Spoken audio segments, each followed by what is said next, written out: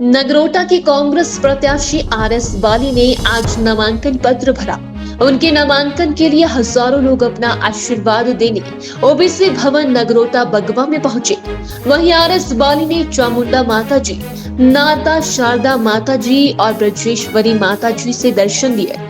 RS बाली ने नामांकन पत्र भरने से पहले नगरोटा मार्केट में जाकर सबसे आशीर्वाद लिया, जिसके बाद ओबीसी भवन पहुंचने पर उनका भव्य स्वागत हुआ। इस दौरान लोगों को संबोधित करते हुए आरएस बाली ने विकास पुरुष जीएस बाली जी को याद करते हुए कहा कि विकास पुरुष शारीरिक रूप से आज हमारे बीच नहीं है, लेकिन वे आज भी हमारे दिल में और नगरोटा की बुलंद आवाज में हमेशा जिंदा रहेंगे। उन्होंने यह भी कहा कि विकास की हर ईंट में मिलेगा विकास पुरुष जीएस बाली जी का नाम। भाजपा ने बहुत सारे इस बार एक्सपेरिमेंट किए हैं। जिस तरह पहला एक्सपेरिमेंट उनका है कि पठानिया जी को, राकेश पठानिया जी को उन्होंने फतेहपुर भेज दिया और फतेहपुर जाके बोला कि अब जाके आप लड़िए। तो वहाँ पे तो ऑलरेडी कृपाल परमार जी लड़ चुके, बड़े बड़े वहाँ पे लोग लड़ चुके, और राकेश पठानिया जी को क्यों भेजा गया वहाँ पे, उस जगह क्यों ट्रांसफ़र किया गया? कहीं ना कहीं उनको लगता था कि नूरपुर से उनको दिक्कत है, वो हार जाएंगे, वहाँ निक्के को दिया गया। तो कहीं ये जोड़ तोड़ किया, वहाँ धौला साहब को भेजा। तो ये बहुत सारी जगह इन्होंने ऐसा किया है, बहुत सारी जगह इन्होंने लोगों की टिकटें भी काटी हैं, नए लोगों को मौका भी दिया है। अब ये लड़ाई होती है। देखिए, फ्यूचर के बारे में कहना तो एक चीज़ है, पर मैं एक चीज़ बड़ी सिंपल जानता हूँ, बड़ा साधारण, क्योंकि मैं सीधा बोलता हूँ, स्पष्ट बोलता हूँ। कर्मचारी नाराज़ है, बेरोज़गार नाराज़ है, महंगाई की मार हर किसी के ऊपर है, और जो इन्होंने वायदे किए थे, उन चाहे 15-15 लाख का वायदा हो, हर अच्छे दिन आने वाले हैं ऐसा कह के सरकार में आए थे, चाहे वो वायदा हो, काला धन वापस आएगा, चाहे वो वायदा हो, चाहे वायदा हो कि सारे कच्चे घर 2022 तक पूरे देश के पक्के कर दिए जाएंगे, चाहे वो वायदा हो, चाहे वायदा हो कि 2 करोड़ बेरोजगार को प्रतिवर्ष रोजगार मिलेगा। 2 करोड़ बेरोजगार को रोजगार क्या देना था, इन्होंने करोड़ों बेरोजगार बना दिए, चाहे वो वायदा हो, चाहे हवाई चप्पल वाला हवाई यात्रा करेगा, चाहे वो वायदा हो। तो जितने वायदे भाजपा सरकार ने पूरे देश को किए थे और कहा था कि अच्छे दिन आने वाले हैं, ऐसे कोई अच्छे दिन नहीं आए, और अच्छे दिन की तलाश में आज एक आम आदमी अपने घर से बाहर, खिड़की से बाहर ताक के देख रहा है कि वो अच्छे दिन कब आएंगे। अगर आया तो अग्निवीर आया, और हिमाचल में अगर आप हर दूसरा घर देखें, खासकर कांगड़ा में, ये भूमि रही है फौजियों की, ये भूमि रही है देश पे शहीद होने वालों की, ये भूमि रही है उन फौजियों की जिन्होंने अपनी जान न्यौछावर कर दी देश के लिए।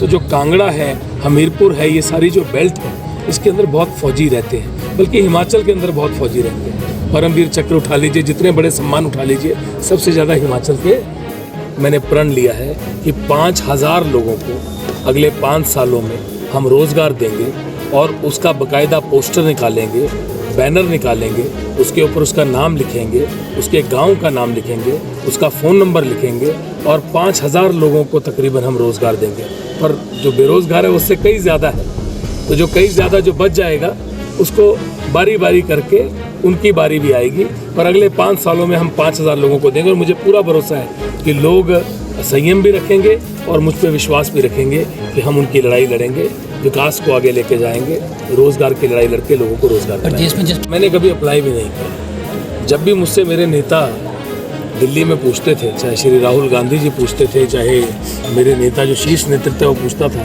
मैं उनको यही कहता था कि हमारे लिए राजनीति जो है वो पिताजी है, और पिताजी के लिए रात दिन समर्पण रखना है ताकि उनके कार्य पूरे हों, क्योंकि परिवार में एक आदमी रात दिन लगा हुआ है और काम कर रहा है। किस्मत ने ये चीज़ की है। हम चाहते तो ये थे कि हम पिताजी को मुख्यमंत्री के तौर पे देखें, और ये भी चाहते थे कि वो पूरे प्रदेश का प्रतिनिधित्व करें, और नगरोटा बगुआ के पास जो नगरोटा बगुआ जिस सपने को लेके आगे बढ़ा था, वो सपना साकार हो, और श्री जीएस बाली जी की मेहनत जो है उसका उनको आशीर्वाद मिले। मुझे लगता है प्रकृति के आगे किसी का बस नहीं चलता, और बिल्कुल पास जाके एक कदम दूर उससे रह गए। अब ये जिम्मेवारी है, लोगों ने दी है, मेरे कंधों पे दी है, मेरे सर पे आशीर्वाद रख के दी है। मुझे कहा गया हमारे लोगों के द्वारा कि ये आपको करना है, मैंने बहुत बार उनको उस समय मनाया और उस समय उन्होंने मेरी एक नहीं सुनी और ये कहा कि हम आपके साथ खड़े रहेंगे, बस आप आगे बढ़िए। संगठन में बहुत बड़े पदों पे रहे।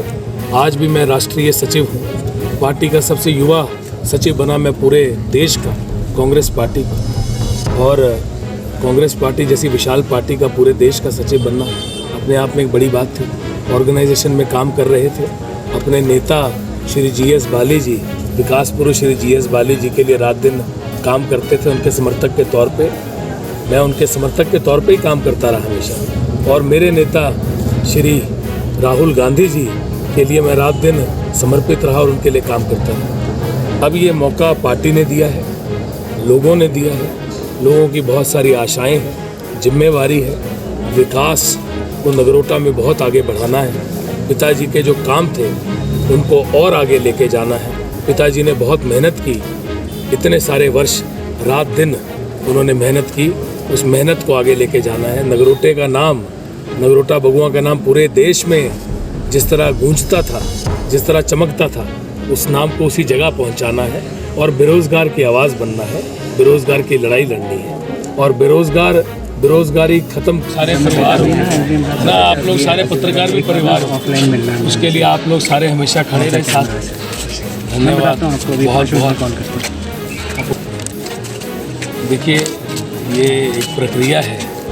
इलेक्शन में जाने के लिए नामांकन भरना ज़रूरी है, पर जिस कदर सारे लोगों ने, हमारी नगरोटा बगुआ विधानसभा क्षेत्र के भूतपूर्व जनता, बुजुर्ग, माताएं, बहनें, भाई व जो बच्चे हैं, जितने भी युवा साथी हैं, और ख़ासकर जो पुराने लोग मेरे पिताजी के साथ जिनका 30 साल का नाता रहा, वो अपने घरों से उठ के सारे बुजुर्ग और सारी माताएं आई थी। मेरा दिल उनके लिए कोटि कोटि उनको नमन करता है, कृतज्ञ है। मैं धन्यवादी हूँ सारे लोगों का, जितने लोग यहाँ पहुँचे और जितना लंबा रिश्ता लोगों के साथ रहा। उस रिश्ते को जिस कदर उन्होंने प्यार देके, मेरे सर पर आशीर्वाद देके उसको आगे निभाया, मैं ज़िंदगी भर उनके लिए कोटि कोटि उनको नमन करता रहूँगा।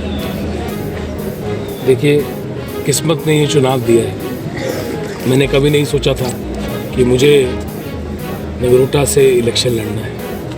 मैंने कभी नहीं सोचा था कि मुझे इलेक्शन भी कोई MLA का लड़ना है। मैंने कभी अप्लाई भी नहीं किया था, जबकि बाकी सब लीडर जो थे, जितने भी सीनियर लीडर रहे, उन सब के बच्चे बहुत साल पहले अपने पिताजी के रहते MLA बन गए, चाहे बुटेल